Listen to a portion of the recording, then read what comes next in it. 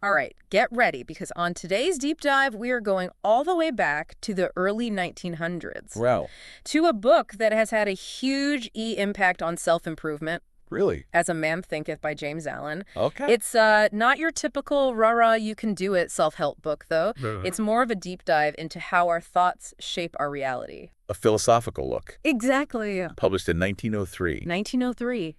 As a Man Thinketh explores the power of thought. The power of thought. That's right. Allen's main point is that our thoughts are more than just things that, float around in our mind. Yeah. They shape our character, our actions, and even our circumstances. I'm intrigued, but I'm also a little skeptical, like how much power can our thoughts really have? Well, let's start with the book's central idea. Okay. As a man thinketh in his heart, so is he. Our thoughts mold our character.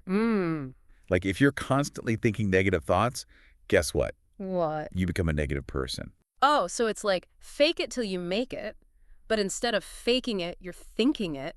That's a great way to put it. Until you become it. Right. And Allen uses a really interesting analogy to explain this. Okay. He compares the mind to a garden. A garden. Yeah. Okay. If you neglect your mental garden, it becomes overrun with weeds, negativity. Yeah, makes sense. But if you cultivate positive thoughts, your garden flourishes with, beautiful flowers and fruit. I love that analogy. Yeah? It's so true. It is. We spend so much time tending to our physical health, but what about our mental health, right? Our mental garden. Exactly. Are we planting seeds of positivity, or are we letting negativity run wild? That's the question, isn't it? It is. And here's where things get even more interesting. Okay.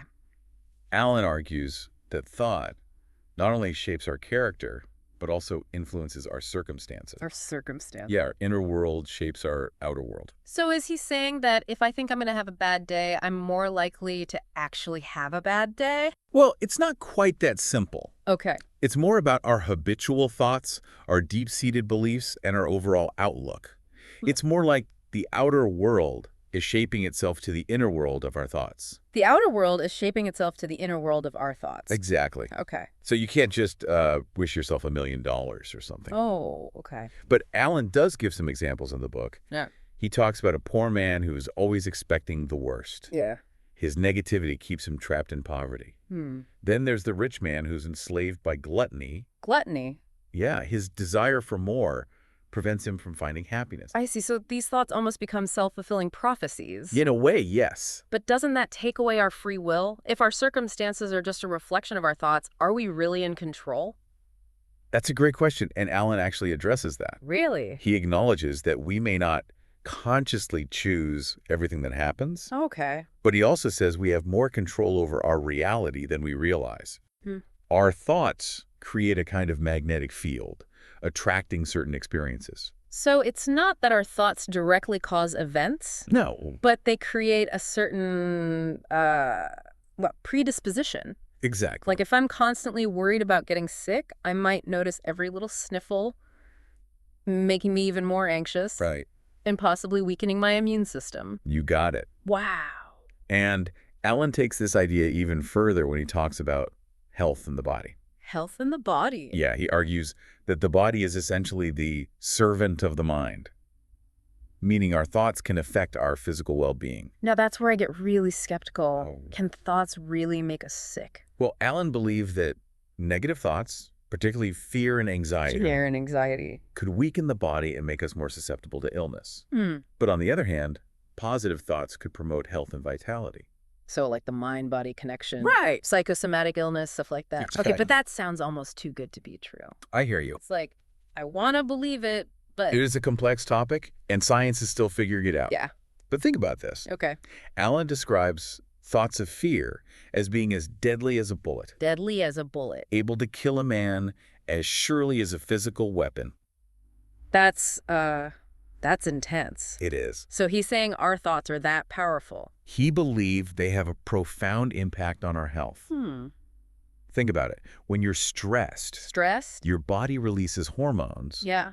Cortisol, for example. Right. Over time, that can suppress your immune system. Yeah, I definitely feel the physical effects of stress. Exactly. So if stress, which is a mental state, Right. can negatively impact our health, Then wouldn't positive thoughts have the opposite effect? That's exactly what Alan is arguing. Wow, okay. By cultivating positive thoughts, we create a more harmonious inner environment. A harmonious inner environment. Supporting our physical health and well-being. I'm starting to see the bigger picture here. It's like we have this power within us. We do. To shape not only our minds, but our bodies as well. Exactly. And that power lies in our thoughts. That's right. This is amazing, but how do we control which thoughts we have? If our thoughts are like seeds, how do we make sure we're planting the right one? That's where purpose comes in. Purpose. That's what Alan explores next. Oh, okay. He argues that thought without purpose is like a ship adrift at sea. Adrift at sea. Vulnerable, without any direction. So it's not just about thinking positive thoughts. Wow. It's about having a direction. Exactly. A goal. A goal. Okay. Something to guide us. Like a mental compass. You got it. To keep us on course. Even when things get rough. Right, right. Alan believed that linking thought with a clear purpose leads to accomplishment. Accomplishment. Having a purpose helps us resist distractions and stay focused. It's so important to stay focused. It is. Especially these days with so many distractions. I agree. Okay, so purpose is key. But what about when we're not sure what our purpose is? How do we even figure that out? That's a great question, and one that many of us struggle with. Yeah.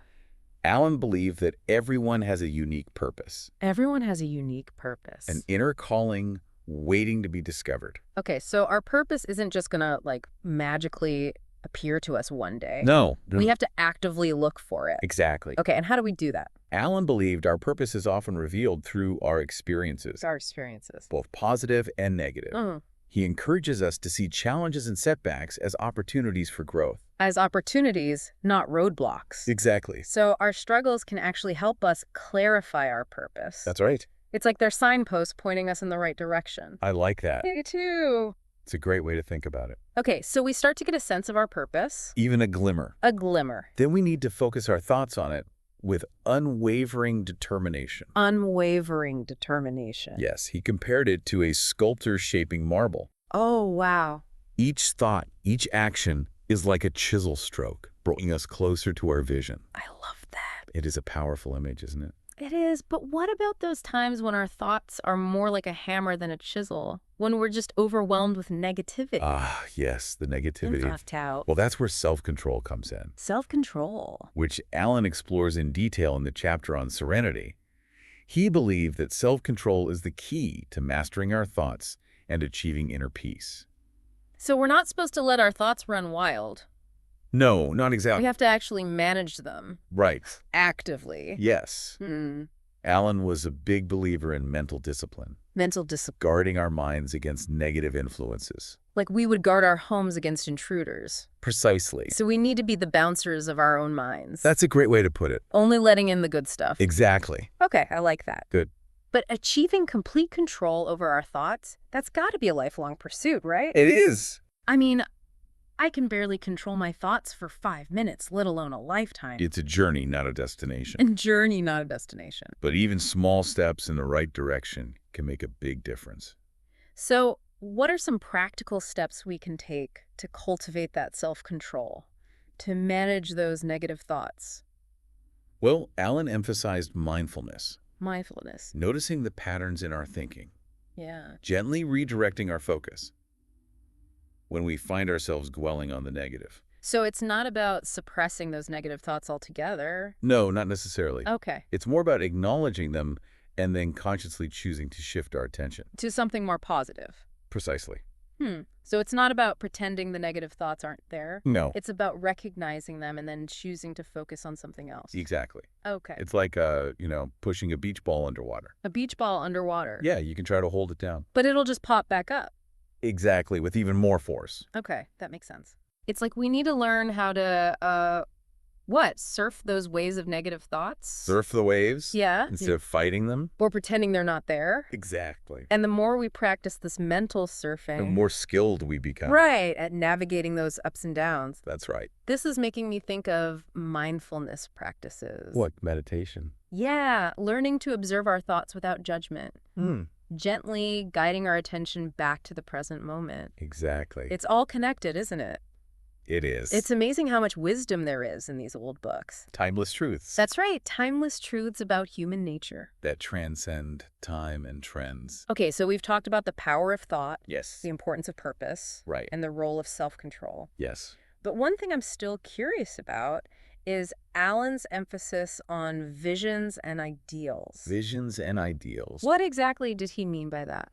Well, Alan believed that our visions and ideals are like blueprints for the lives we want to create. Blueprint. He encouraged readers to dream lofty dreams, Dream lofty dreams. to envision themselves achieving their goals and living their best lives. So he's not just talking about daydreaming. Oh, okay. It's more about having a clear vision For the future. and using that vision to guide our actions. Exactly. Okay, so our visions have the power to shape our reality, They do. but only if we put in the work to make them happen. We need to align our thoughts and actions with our goals. Align our thoughts and actions. Take consistent action and persevere through challenges. It's like that saying, energy flows where attention goes. Yes. If we focus on our goals and dreams, Right. we're more likely to attract the opportunities we need. Exactly. And this applies not just to material success, Wow. but also to personal growth and spiritual development. That's right. So it's about setting our sights high and letting our vision pull us forward. Instead of letting our circumstances hold us back, Exactly. it's a powerful way to overcome negativity and self-doubt. It's like creating a self-fulfilling prophecy. Yes. But in a positive way. Right. Instead of dwelling on what we don't want, we focus on what we do want. Exactly. And that makes it more likely to manifest. That's the idea. Okay, I'm with you. Good. And Alan cited examples of individuals who achieved great things. Like Christopher Columbus and Buddha. Those are some pretty inspiring examples. They are. But how do we know if our visions are realistic or just wishful thinking? What if we're aiming too high and setting ourselves up for disappointment?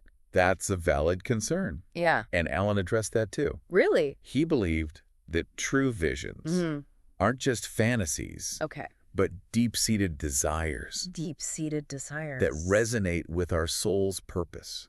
Our soul's purpose. It's about balancing those aspirations with practical action practical action. and a willingness to adjust our course. So it's not about being rigid, No, but about having a direction and being open to adapting along the way. precisely. Yeah. It's a lifelong journey. Not a destination. That's right. This is all reminding me of that garden analogy again. The garden analogy. Yeah. I like that. We have to tend to our visions just like a gardener tends to their plants. Pruning away the dead leaves, Dead leaves. nurturing the healthy growth, Right. and making adjustments as needed. Exactly. It's a long-term process It is of growth and transformation. a beautiful analogy. This has been such an enlightening conversation. You agree? I feel like I'm seeing the world through a new lens, A new lens. recognizing the power of thought Mm, and the potential we all have we do. to shape our own realities. Our own realities. But I do have one more question. Okay. If Alan believed that our thoughts are so powerful, Yes. wouldn't that also mean that we're responsible for everything that happens to us? Everything. The good and the bad? Both. Wouldn't that be a lot to carry? A heavy burden. That is a great question. It is, and it's one I'm still grappling with. And it's one we'll explore further in our next segment Okay. as we delve into Alan's concept of serenity Serenity. and the path to achieving true inner peace. I can't wait. It's a fascinating topic. This deep dive is just getting started. It is. We'll be right back after a quick break to continue exploring As a Man Thinketh. Sounds good. All right, listeners, stay tuned. We'll be right back. I'm still thinking about the idea that our thoughts can shape our entire reality. It's powerful stuff, isn't it? It really is. And something James Allen really dives into in As a Man Thinketh. Yeah, and before we were talking about the power of purpose. Right. And how we needed to achieve our goals. Mm. But what about when we don't know what our purpose is? Ah, yes, the age-old question. Right. How do we set a course when we don't even know where we're going? Well, Allen believed that everyone has a unique purpose, A unique purpose. a kind of inner calling, waiting to be discovered. So it's not like it's just going to hit us over the head one day. Not necessarily. We have to actually, seek it out. Exactly. And how do we do that? Through introspection, self-reflection, and a willingness to listen to our inner voice. Okay, so we have to put in the work We do. to uncover our purpose. It's a journey. And is there anything else we can do to help reveal it? Alan believed that our purpose is often revealed through our experiences. Their experience. Both positive and negative. So even the tough stuff can help us. Exactly. I never thought about it like that. He saw challenges and setbacks as opportunities for growth. Opportunities, not roadblocks. Why? Interesting. So even those struggles can point us in the right direction. Okay, so once we start to get a sense of our purpose... Even just a glimmer. Then what? We need to focus our thoughts on it. Focus our thoughts. With unwavering determination. Unwavering determination, okay. He compared it to a sculptor shaping a block of marble. Oh, wow. Each thought, each action is like a chisel stroke, bringing us closer to our vision. I love that analogy. It's a powerful one, isn't it? It is. But what about when our thoughts feel more like a hammer than a chisel? You know, when we're bombarded by negativity. The negativity. And self-doubt. Ah, yes, that can happen. It can. And that's where self-control comes in. Self-control. Which Alan explores in the chapter on serenity. Serenity. He believed that self-control is the key to mastering our thoughts. Our thoughts. And achieving a state of inner peace. So we have to manage our thoughts actively. Yes, Alan was a big believer in mental discipline. Mental discipline. Guarding our minds against negative influences. Like we would guard our homes against intruders. Exactly. So we're like the bouncers of our own mind. That's a great way to put it. Only letting in the good stuff. Right. But achieving complete control over our thoughts, that's got to be like a lifelong process. It is a journey, not a destination. Yeah, a journey, not a destination. But even small steps in the right direction can make a big difference. Okay, so what are some practical steps we can take to cultivate that self-control and manage those negative thoughts? Alan talked a lot about mindfulness. Mindfulness. Being aware of our thoughts. Our thoughts. Noticing the patterns. And gently redirecting our focus when we find ourselves dwelling on negativity. So not suppressing those negative thoughts altogether. No, it's more about acknowledging them. Acknowledging them. And then consciously choosing to shift our attention. To something more positive. Exactly. So it's not about pretending they're not there. No, it's about choosing to focus on something else. Something else, okay. It's like pushing a beach ball underwater. A beach ball underwater. You can try to hold it down. Yeah. But it's just going to pop back up. Okay, I get it. With even more force. So we have to learn to, surf those waves of negativity. As if with the waves. Instead of fighting them Right. and pretending they're not there. Right. Okay, that's a good analogy. And the more we practice this mental surfing, The better we get at it. the more skilled we become. At navigating those ups and downs. Exactly. This is reminding me of like meditation and mindfulness practices. It is very similar. Learning to observe our thoughts without judgment. Hmm. Gently guiding our attention back to the present moment. It's all connected. It is. These timeless truths about human nature. They transcend time and trends. Exactly. Okay, so we've covered the power of thought, the importance of purpose, Yes. and the role of self-control. Right. But I'm still curious about Alan's emphasis on visions and ideals. Visions and ideals, yes. What exactly did he mean by that? He believed they were like blueprints for the lives we want to create. Blueprints. He wanted readers to dream lofty dreams. Dream lofty dream. To envision themselves achieving their goals, living their best lives. So not just like daydreaming. No, it's about having a clear vision for the future. For the future. And using that vision to guide our actions. Okay, so our visions can shape our reality, but only if we're willing to put in the work. Exactly. We need to align our thoughts and actions. Align our thoughts and actions. Take consistent action and persevere through challenges. It's like energy flows where attention goes. Yes. If we focus on our goals and dreams, Right. we're more likely to attract the opportunities we need. Exactly. And this applies not just to like material success, No, not just material success. but also to personal growth and spiritual development. That's right. It's about setting our sights high and letting our vision pull us forward. Instead of being held back by our current circumstances? So we're creating a self-fulfilling prophecy, You could say that. but in the positive way. Exactly. We focus on what we do want Right. instead of dwelling on what we don't want. And that makes it more likely to manifest. Okay, I like that. And Alan gave examples of people who achieved great things by holding on to their visions. Like Christopher Columbus and Buddha. Yes, they faced huge obstacles. They did. But they never gave up on their dreams. But how do we know if our visions are realistic? That's a good question. What if we're aiming too high? You know, setting ourselves up for disappointment? Alan addressed that as well. He did. He believed that true visions aren't just fleeting fantasies. Okay. They're deep-seated desires. Deep-seated desire. That resonate with our soul's purpose. Our soul's purpose. And it's important to balance aspirations with practical action. Practical action. And a willingness to adapt along the way. So we have a direction. Yes. But we're also flexible. Exactly. To change. It's a lifelong journey, not a destination. It all comes back to that, doesn't it? A journey, not a destination. It does. This is making me think of the garden analogy again. The garden analogy, I like that. We have to tend to our visions just like a gardener tends to their plants. That's right. Pruning away the dead leaves, nurturing the healthy growth. And making adjustments as needed. It's a process. A long-term process. Of growth and transformation. Beautifully put. This conversation has been so enlightening. I'm glad to hear that. I'm seeing the world in a new light. A new light. Recognizing the power we have. We have the power to shape our own reality. Our own reality. It's incredible. It is. But I do have one more question. Okay. If our thoughts shape our reality, does that mean we're responsible for everything that happens to us? Everything. The good and the bad. Ah, yes. That's a big one. It is a big question. And to be honest, it kind of scares me. I understand. Is that something we'll talk about more? Absolutely. In our final segment, okay, good. We'll delve into Alan's concept of serenity. Serenity. And the path to achieving true inner peace. I can't wait. It's a fascinating topic. Okay, so we're back, and I'm still kind of wrestling with this whole idea of responsibility. Yeah, it's a big one. It is. If our thoughts shape our reality, right, does it mean we're responsible for everything that happens to us? Exactly, even the bad stuff.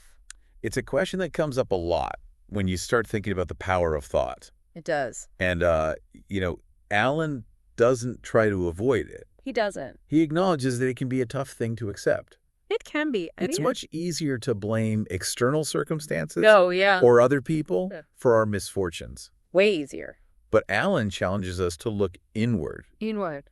To recognize how our own thoughts and beliefs shape our experiences. So it's not about denying that bad things happen. Right. It's more about understanding how our reactions to them are shaped by our thoughts. Exactly. And acknowledging the power we have. To choose our responses. Right.